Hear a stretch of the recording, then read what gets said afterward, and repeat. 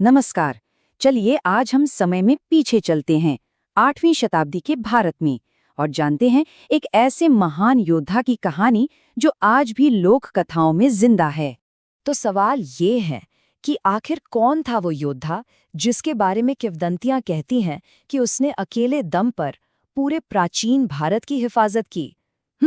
चलिए इस रहस्य से पर्दा उठाते हैं। तो हमारी ये कहानी शुरू होती है 8वीं सदी के आर्यावर्त से, जो उस समय एक बहुत ही बड़े, बहुत ही भयानक खतरे का सामना कर रहा था। देखिए, ये वो दौर था जब अरब आक्रमणों की एक लहर किसी सुनामी की तरह पूरे भारतीय उपमहाद्वीप पर छा जाने का खतरा पैदा कर रही थी। उस वक्त आर्यावर्त कई छोटे छोटे राज्यों में बटा हुआ था और मजे की बात ये कि ये राज्य आपस में भी लड़ते रहते थे, जिसकी वजह से बाहरी ताकतों के लिए ये एक आसान निशाना बन गया था। आप देखिए, जो हमारा स्थापित इतिहास है वो तो इन हमलों को रोकने का सारा श्रेय राजा नागभट्ट प्रथम को देता है, और वो यकीनन एक महान रणनीतिकार थे भी। लेकिन लोक कथाएं हमें एक और ही हीरो की कहानी सुनाती हैं, एक ऐसा किरदार जिसके बिना शायद वो जीत मुमकिन ही नहीं थी, और उसका नाम था तक्षक। तो ये तक्षक आखिर था कौन, और उसमें इतनी आग कहाँ से आई? इस कहानी के मुताबिक उसकी कहानी शुरू होती है बचपन के एक ऐसे हादसे से जिसने उसे हमेशा के लिए बदल कर रख दिया। बात है साल 712 ईस्वी की, जब मोहम्मद बिन कासिम ने सिंध पर हमला किया। फिर करीब 25 साल बाद उसी हमले में जिंदा बचा एक बच्चा अब एक खतरनाक योद्धा बन चुका था, जिसके दिल में सिर्फ और सिर्फ बदले की आग जल रही थी। कहानी बताती है कि वो हमला बेहद क्रूर था। मंदिर तोड़े गए, हजारों बेगुनाहों को मौत के घाट उतार दिया गया और महिलाओं और बच्चों पर भयानक अत्याचार हुए। हर तरफ सिर्फ लूटपाट और अफरा तफरी का माहौल था। और इसी तबाही के बीच सिर्फ 8 साल के तक्षक ने अपनी आंखों के सामने अपने पूरे परिवार को बिखरते हुए देखा। उसके पिता, जो एक सैनिक थे, हमलावरों से लड़ते लड़ते शहीद हो गए। लेकिन जो उसने आगे देखा वो और भी ज्यादा भयानक था। कहते हैं कि अपनी बेटियों को दुश्मनों के हाथों की बेइज्जती से बचाने के लिए उसकी मां ने पहले अपनी बेटियों की जान ली और फिर खुद भी अपनी जान दे दी। इसी एक पल ने तक्षक के बचपन को हमेशा के लिए खत्म कर दिया।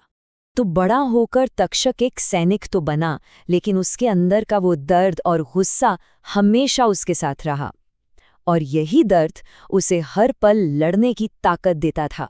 तो अपने इसी दर्द को अपनी ताकत बनाकर तक्षक सीधा कन्नौज पहुंचा।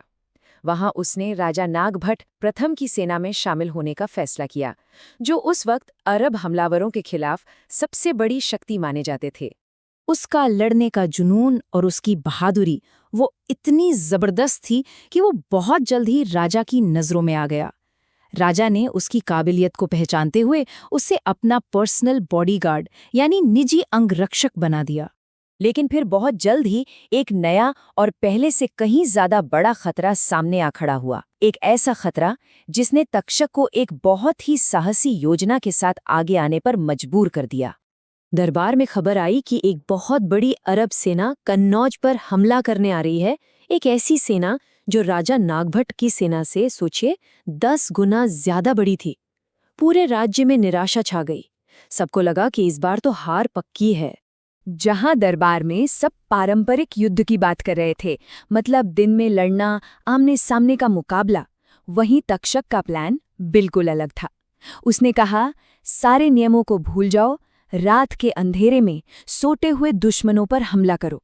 जब राजा ने इस अधर्म की बात पर सवाल उठाया तो तक्षक ने अपने अतीत को याद करते हुए कहा, महाराज, अगर हम हारे तो हमारी माताएं बहनें बाजारों में बिकेंगी।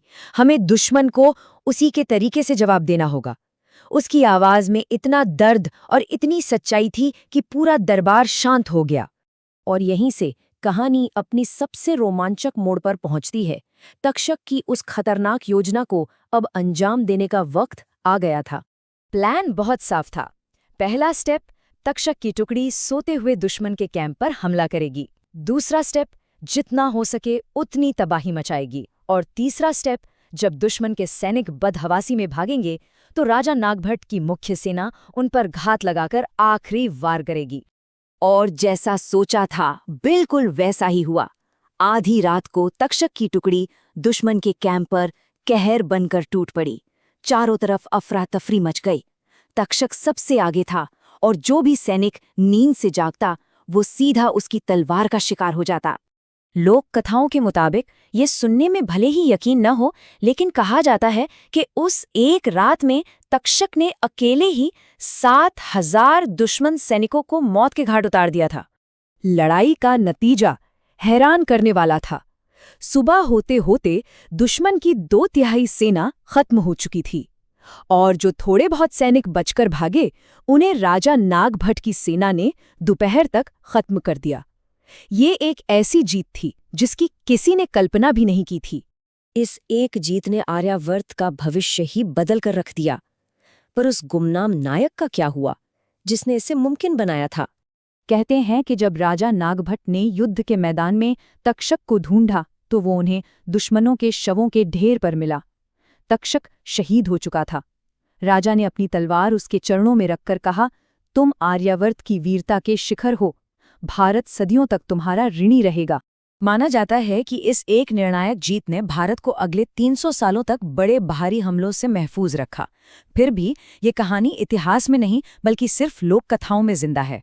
तो सवाल यही है कि क्या इस लोक नायक को इतिहास की किताबों में जगह मिलनी चाहिए? ये सोचने वाली बात है।